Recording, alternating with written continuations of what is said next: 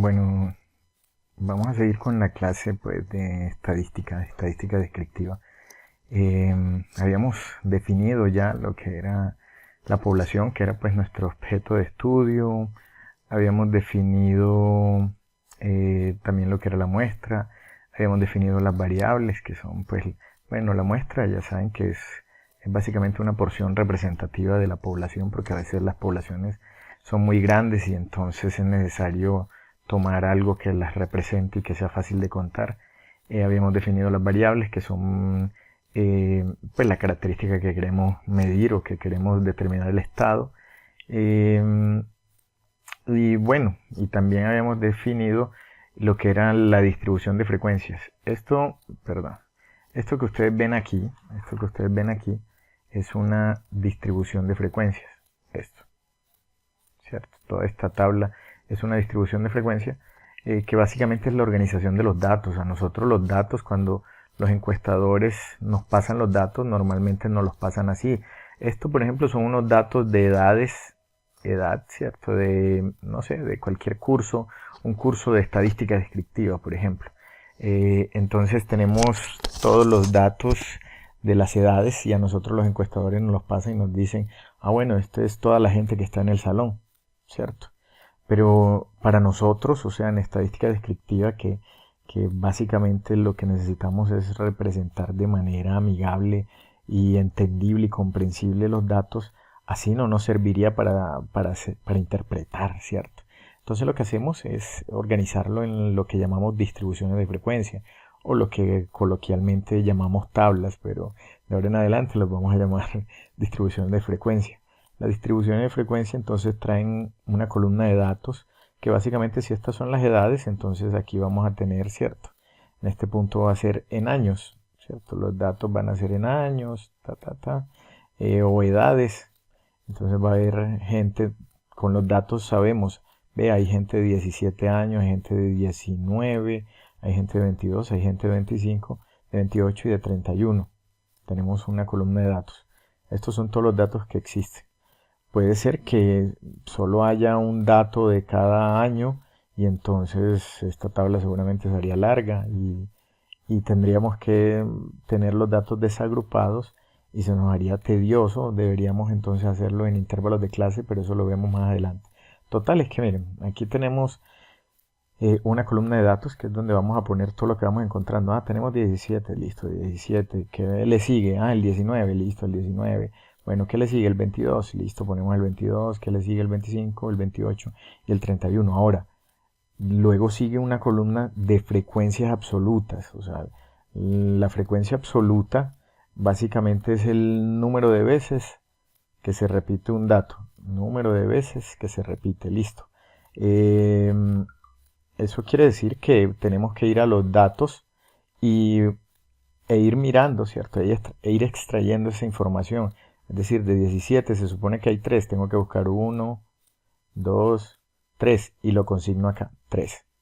Luego digo, voy a buscar cuántos hay de 19 y lo mismo, voy a buscar cuántos hay de 19 y debe haber 5. De 22 hacemos el mismo procedimiento, 22, contamos cuántos de 22 hay, ¿cierto? Cuántos de 22, y debe haber 7 y así sucesivamente. Luego totalizamos y sabemos entonces que hay 25 estudiantes. Listo, 25 estudiantes al totalizar la frecuencia absoluta. También es importante en las distribuciones de frecuencia sacar la frecuencia relativa. La frecuencia relativa básicamente va a ser un indicador que si lo multiplica.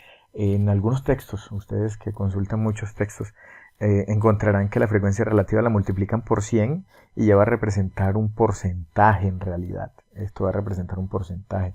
La frecuencia relativa es la frecuencia absoluta, o sea, esta. La frecuencia absoluta sobre el total de datos. Sobre el total de datos.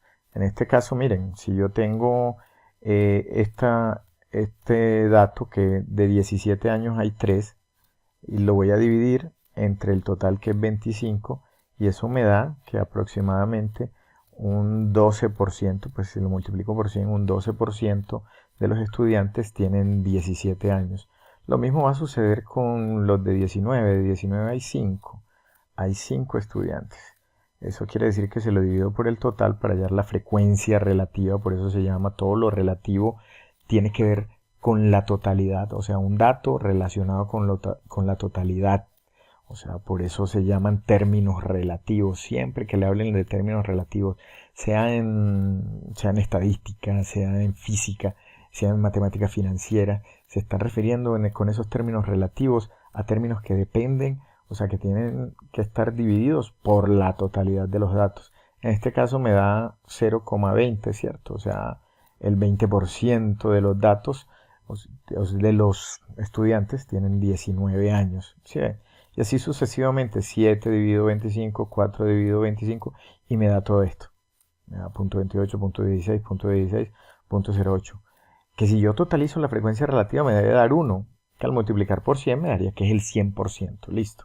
Si no les da 1, pues al menos que se aproxime mucho. Vamos a manejar una tolerancia porque de acuerdo a los redondeos que vamos a hacer de cifras significativas, puede que no nos dé 1 exactamente al manejo de las cifras, de los decimales, sino que me dé .99, .98, ¿cierto? O 1.0 algo, pero tampoco puede ser una diferencia muy grande porque entonces quiere decir que no estoy redondeando bien y debo revisar.